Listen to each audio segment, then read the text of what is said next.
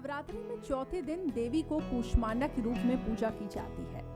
अपनी मंद हल्की हंसी के द्वारा अंड यानी ब्रह्मांड को उत्पन्न करने के कारण इस देवी को कूष्मांडा नाम से विशिष्ट नाम पुकारा गया है। जब सृष्टि नहीं थी, चारों तरफ अंधकार ही अंधकार था, तब इसी देवी ने अपने हास्य से ब्रह्मांड की रचना की थी और इसीलिए इन्हें सृष्टि की आदि स्वरूपा आदि शक्ति कहा गया है।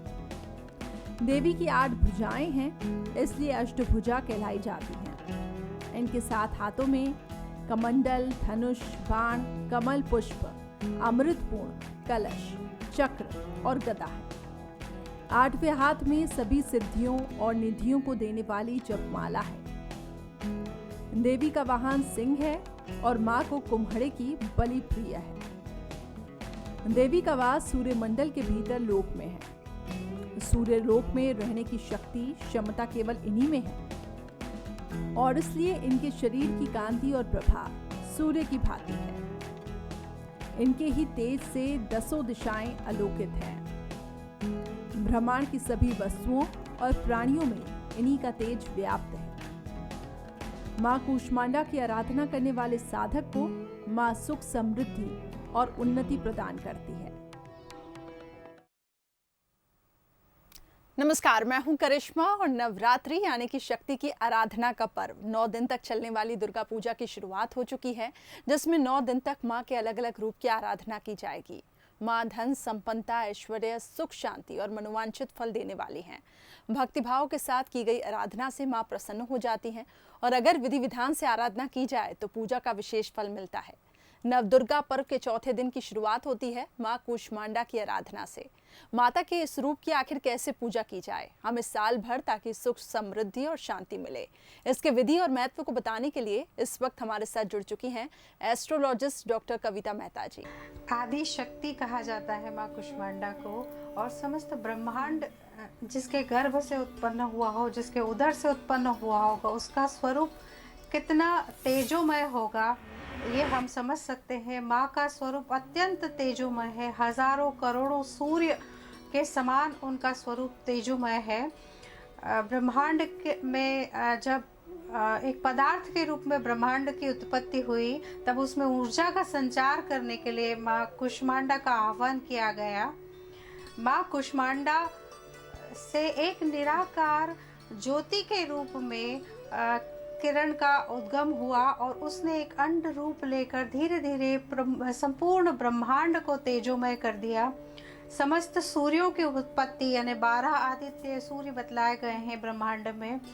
उनमें से जो हमारे आकाश गंगा में सूर्य हैं, आदित्य हैं, उनकी उत्पत्ति के लिए भी माँ से हुई है। सूर्य के मध्य में माता दुर्गा स्थित है, माता कूष्मांडा स्थित है।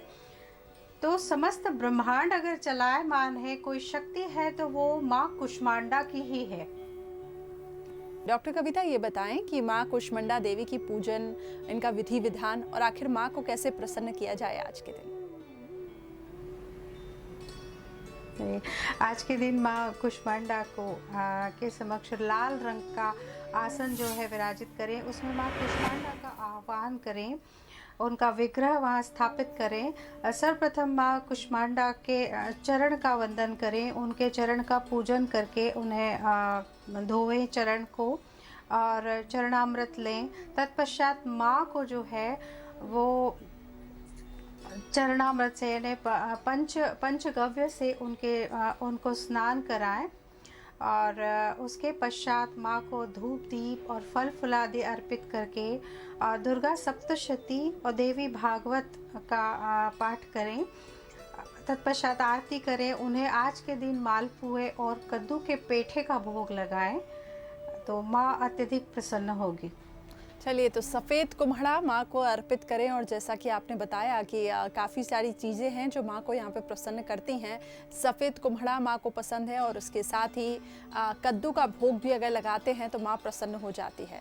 तो ये माँ कूष्मांडा के बारे में आपको बता रहे हैं कि किस तरीके से माता रानी को प्रसन्न किया जाए। तो काफ़ी मान्यताएं जुड़ी हुई हैं शारदीय नवरात्र, लेकिन ये नवरात्र 4 बार आते हैं। हर नवरात्र का अपना अपना महत्व रहता है। कोई गुप्त नवरात्र रहते हैं, शारदीय नवरात्र रहते हैं, जिसका जिक्र हमने आपसे कल किया था। तो आज ये जो शारदीय नवरात्र का पर्व है, इसको धूमधाम के साथ मनाया जा रहा है। चौथा दिन है।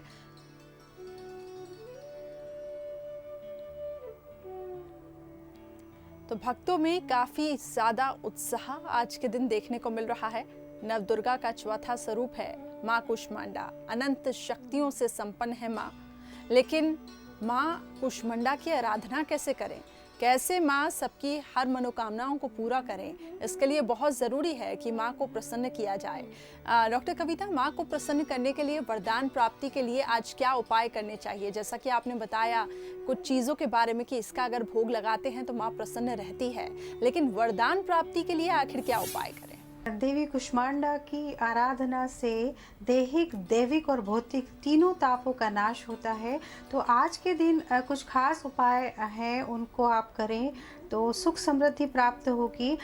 सबसे पहले तो यदि आप माँ को गन्ने के रस से स्नान करवाते हैं तो देवी भागवत में कहा गया है कि लक्ष्मी और माँ सरस्वती दोनों प्रसन्न होती हैं।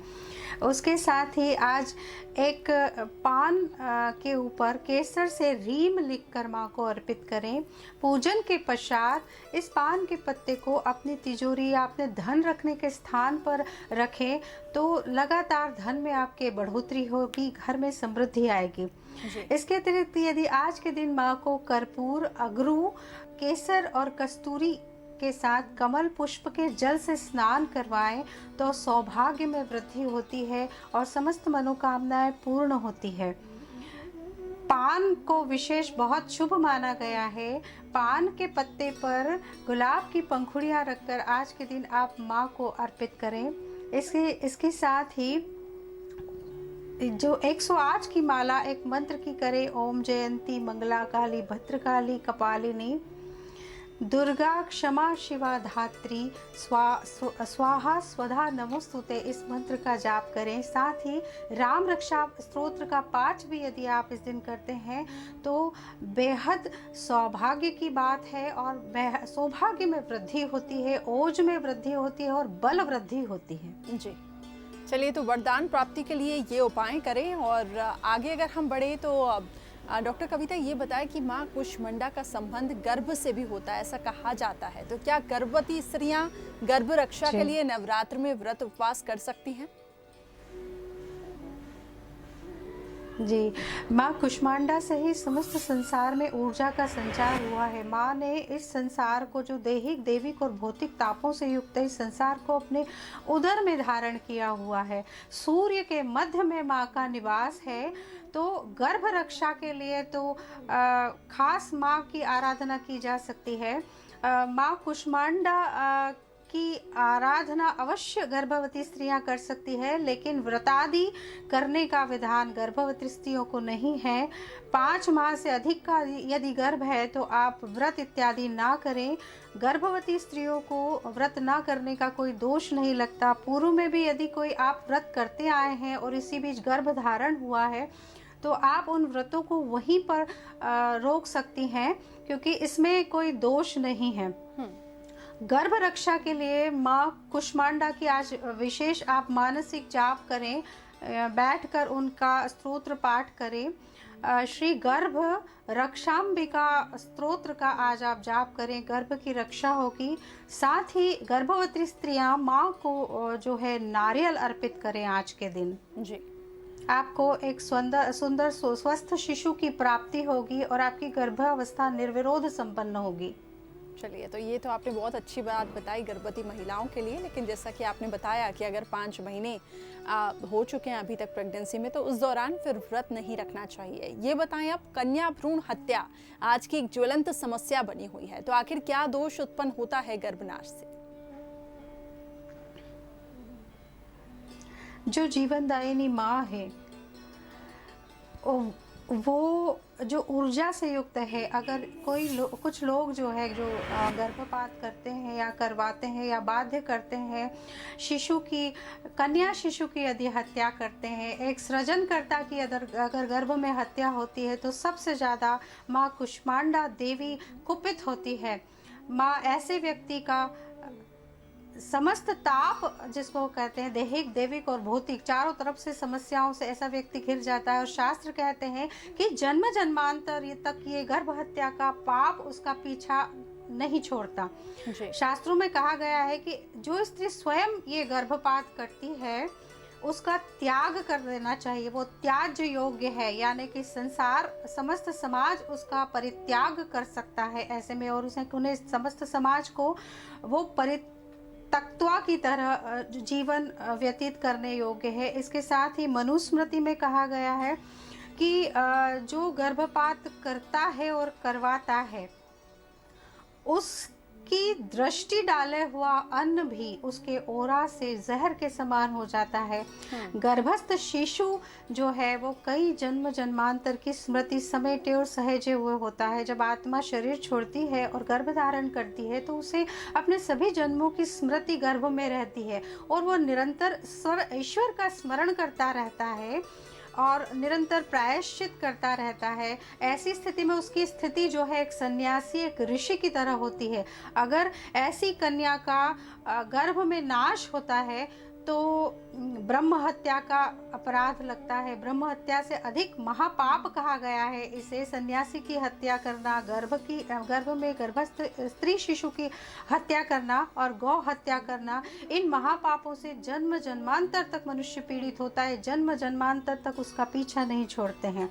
जी, ठीक है डॉक्टर कविता, अब आगे ये बताएं कि माँ का, अगर हम वाहन की बात करें तो माँ का वाहन सिंह है, लेकिन आखिर ऐसा क्यों? क्या कथा, क्या संदेश है इसके पीछे, ये बताएं। जी, इसके पीछे एक कथा है कि जब पार्वती ने करोड़ों लाखों वर्षों तक शिव जी का जो है वो तपस्या की, उसके कारण उनका स्वरूप काला हो चुका था। तो जब उनका विवाह हुआ तो शिव जी ने उन्हें काली शब्द से संबोधन दिया, जिससे माँ क्रोधित हो गई और वो तपस्या करने के लिए वन में चली गई। वहाँ उनकी निरंतर तपस्या चल रही थी। उन्हें एकांत में देखकर एक भूखा शेर जो है उनके समक्ष आके बैठ गया। अपनी उदर पीड़ा शांत करने के उद्देश्य से माँ की तपस्या कई वर्षों तक, हजारों वर्षों तक चली और वो सिंह जो है एकाग्र चित्त होकर एक निष्ठता से अपने लक्ष्य की प्राप्ति के लिए वहाँ तपस्या में माँ के साथ तपस्या करता रहा। अंत में शिव जी प्रसन्न हुए और माँ को महागौरी का वरदान दिया। माँ ने गंगा स्नान किया और जब उनकी दृष्टि सिंह पर पड़ी तो वो बड़ी प्रसन्न हुई। सिंह की जो है एक निष्ठता, एकाग्र, उसकी लक्ष्य के प्रति उसका समर्पण देखकर अत्यंत प्रसन्न हुई और उसे अपने वाहन के रूप में माँ ने स्वीकार किया।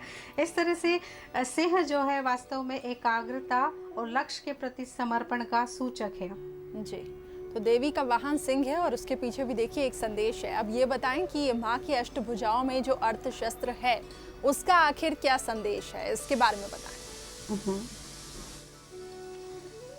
जी, माँ की अष्टभुजाओं में जो है 8 तरह के अस्त्र शस्त्र दिए गए हैं। इसमें धनुष, बाण, जो है चक्र और गदा, उसके साथ ही कमल के साथ पुष्प, एक अमृत कलश है और एक हाथ में माँ के माला है।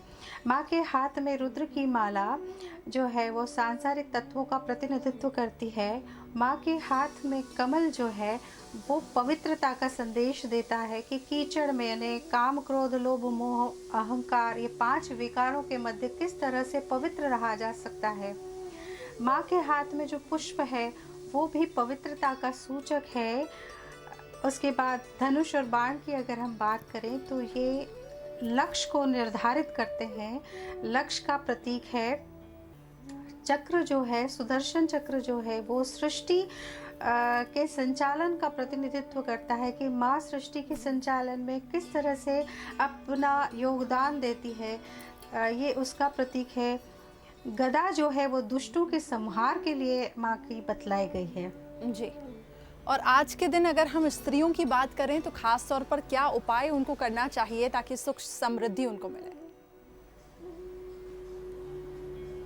बिल्कुल, स्त्रियों के लिए विशेष उपाय आज किया जा सकता है, क्योंकि माँ कुष्मांडा का ही एक रूप माँ अन्नपूर्णा का भी है। माँ कुष्मांडा ही अन्नपूर्णा है, तो स्त्रियों को तो खास तौर से आज विशेष उपाय करना चाहिए।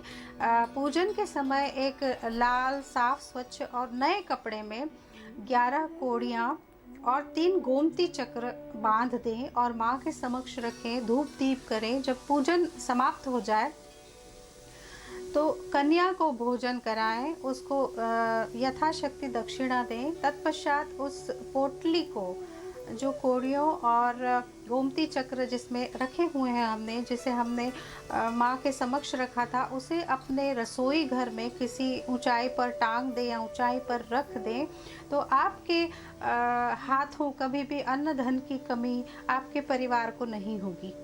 चलिए, तो ये तो बहुत अच्छी बात है। स्त्रियों को ये सब उपाय करने चाहिए ताकि माँ बिल्कुल प्रसन्न रहें। इसके आगे अगर हम बढ़ें तो कुछ विशेष उपाय आज के दिन जो सभी को करने चाहिए।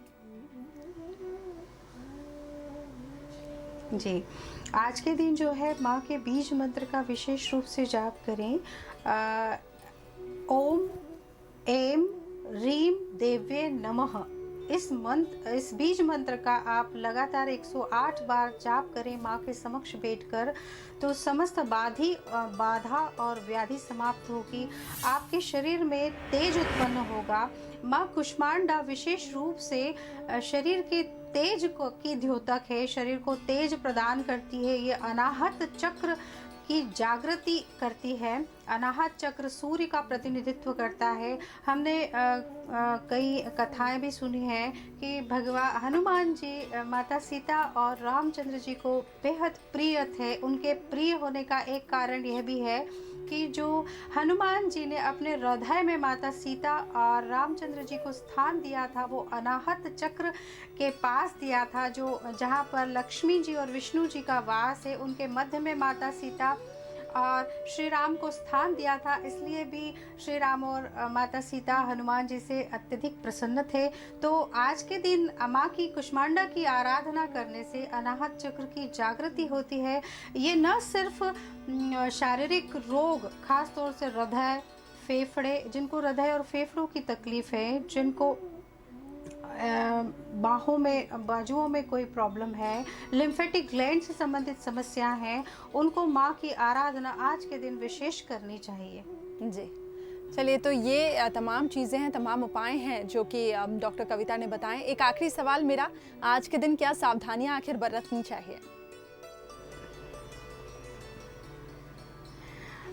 जी, आज के दिन जो विशेष सावधानी बरती जा सकती है, उसमें सबसे पहले तो ये है कि मन वचन कर्म में शुद्धता रखें। किसी के लिए कोई बैर भाव न लाएं, क्योंकि ये एक प्रकार से मानसिक गंदगी है और माँ को शारीरिक और मानसिक किसी भी प्रकार की अशुद्धि पसंद नहीं है। शुद्धता से माँ का जाप करें और संकल्प लें, दिन भर किसी भी प्रकार का नकारात्मक विचार मन में न लाएं। आज के दिन शुद्धि से, जितना शुद्धि के साथ आप तन मन की पवित्रता के साथ आप माँ की आराधना करेंगे, आपकी मनोकामना, आपका संकल्प उतनी शीघ्रता से माँ संपूर्ण करेगी। माँ ऊर्जा की कारक है, आपके हर कार्य में गति आएगी, आपकी मनोकामना तीव्रता से पूर्ण होगी, धन की संपन्नता आएगी, आरोग्य प्राप्त होगा। इस तरह से यदि हम कभी कभी क्या करते हैं कि जब पूजन करते हैं तो हमारा ध्यान कई जगह भटकता है। पूजा करते समय जब हम किसी की आराधना में लीन है तो फिर लीन ही रहना चाहिए, तभी उस तपस्या का, उस पूजा का पूर्ण फल प्राप्त होता है, अन्यथा आपको पूजा का फल प्राप्त नहीं होगा। खास तौर से आज के दिन कन्या को जरूर भोजन कराएं, कन्याओं को, और गर्भवती स्त्री अगर घर में है तो उसका वैसे तो सम्मान हमेशा करें, पर आज के दिन उसको विशेष कोई लाल रंग की वस्तुएं या लाल सौभाग्य सामग्री उसको आप अपने हाथों से दें पूजन के पश्चात। जी, और आज के ही दिन नहीं, ये जो 9 दिन हैं ये काफ़ी ज़्यादा खास हैं, तो इस वक्त महिलाओं की काफ़ी ज़्यादा इज्जत, काफ़ी ज़्यादा सम्मान करना चाहिए। बहुत बहुत शुक्रिया डॉक्टर कविता, हमारे साथ जुड़ने के लिए। कई महत्वपूर्ण जानकारियाँ आपने हमारे दर्शकों के साथ साझा की। तो इसी के साथ हमारे इस खास कार्यक्रम में फिलहाल इतना ही। उम्मीद करते हैं कि माता रानी आपकी झोली खुशियों से भर दे और सुख, समृद्धि और शुभकामनाएं हमारी आपके साथ है। बुलेटिन में इतना ही। खबरों का सिलसिला जारी है। मुझे दीजिए इजाजत। नमस्कार।